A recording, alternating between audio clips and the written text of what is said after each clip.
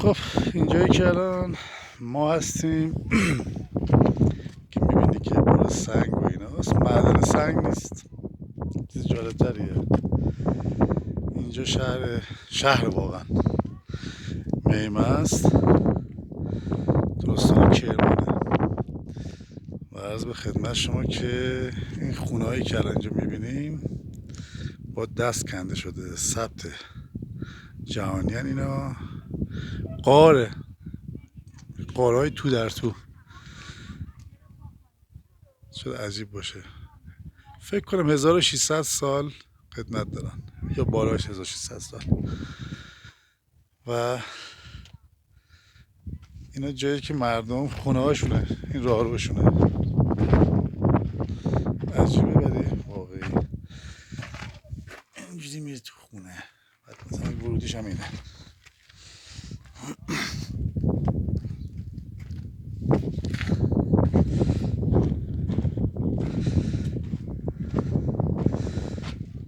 این درش خودش اومده درست کرد، ولی راه رو داره اینجوری دیگه. آشغال هم ریختن و از این بعد که میاد بیرون.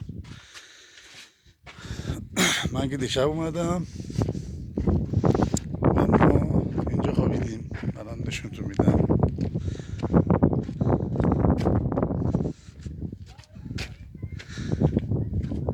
این خونه ماست، کلبه درویشی، مال 1600 سال پیش. باید برقشو روشن کنم.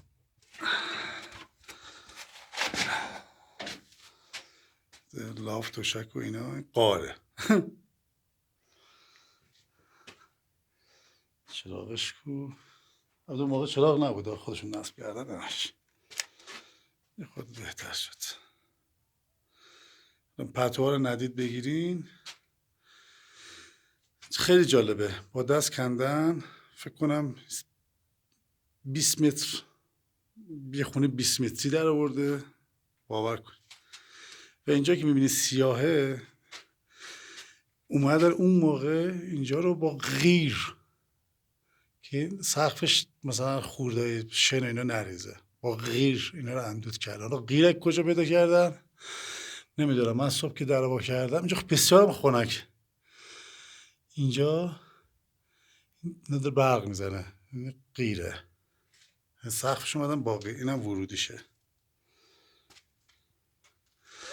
اینجوری میای بینه همچین منظره، ببین ویوره. خب بعد میای اینجا،